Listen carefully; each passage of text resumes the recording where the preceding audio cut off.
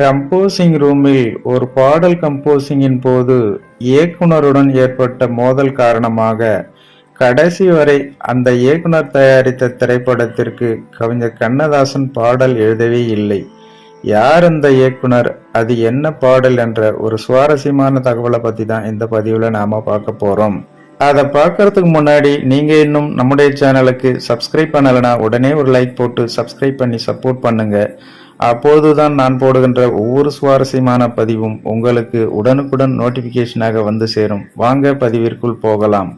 தமிழ் சினிமாவில் பல ஹிட் பாடல்களை கொடுத்து இன்றும் ரசிகர்கள் மத்தியில் நல்ல வரவேற்பை பெற்று வரும் கவியரசர் கண்ணதாசன் இயக்குனர் ஏசி திருலோகச்சந்தர் தயாரித்து இயக்கிய ஒரு படத்தில் கூட பாடல்கள் எழுதவில்லை என்பது பலரும் அறியாத ஒரு தகவல். அதாவது வசதியான குடும்பத்தைச் சேர்ந்த இயக்குனர் ஏசி திருலோகச்சந்தர் அந்த காலத்திலேயே MA படித்துவிட்டு சினிமாவுக்கு வந்துள்ளார். அதேபோல் புத்தகம் படிக்கும் ஆர்வம் அதிகம் இருந்த இவர் படப்பிடிப்புக்கு இடைவெளியில் புத்தகம் படிப்பது, பாடல் கம்போசிங்கில் புத்தகம் படிப்பது என எப்பொழுதும் கையில் புத்தகத்துடனே அலைந்து கொண்டிருப்பாராம். இதனால் கவிஞர் கண்ணதாசனுக்கும் இவருக்கும் அடிக்கடி மோதல் ஏற்பட்டுள்ளது.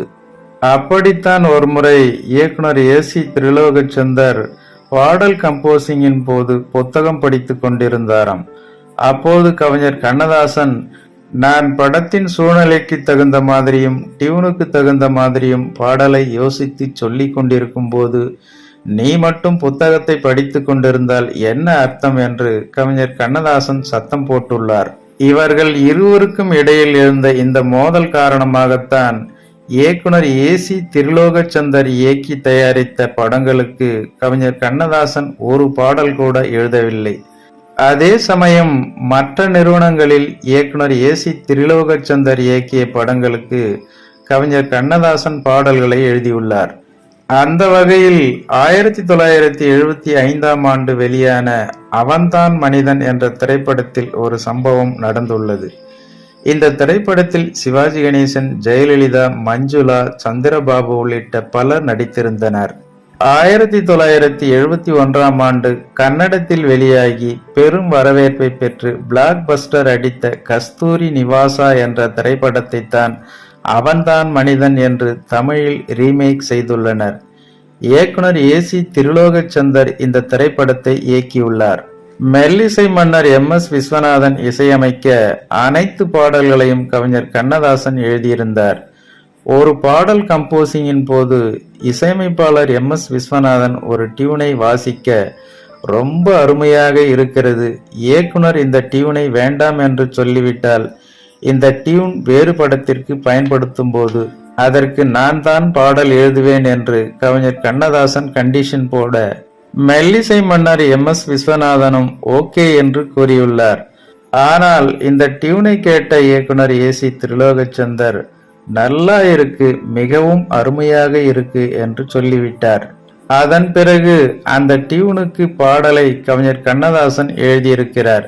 இந்த பாடலை டியூனுடன் சேர்த்து இசையமைப்பாளர் MS விஸ்வநாதன் வாசிக்க அங்கிருந்த அனைவரும் சூப்பராக இருக்கிறது என்று சொல்லிவிட இயக்குனர் ஏசி திருலோகச்சந்தர் அங்கு புத்தகம் படித்து கொண்டிருந்துள்ளார். அதன் பிறகு அவரிடம் பாடல் எப்படி இருந்தது என்று கேட்க மீண்டும் பாடுமாறு கூறியுள்ளார். அதனைத் தொடர்ந்து இசையமைப்பாளர் MS விஸ்வநாதன் மீண்டும் பாடியிருக்கிறார். சிறிது நேரம் யோசித்த இயக்குனர் ஏசி திருலோகச்சந்தர் ஓகே என்று கூறியுள்ளார்.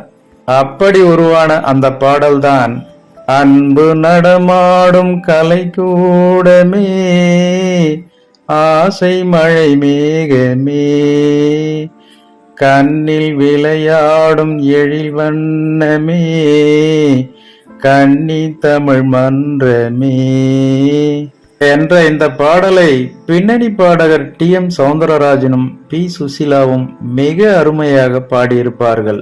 இந்த பாடல் ரசிகர்கள் மத்தியில் நல்ல வரவேற்பை பெற்றிருந்த நிலையில் இன்று கேட்டாலும் கூட அவ்வளவு அருமையாக இருக்கும்.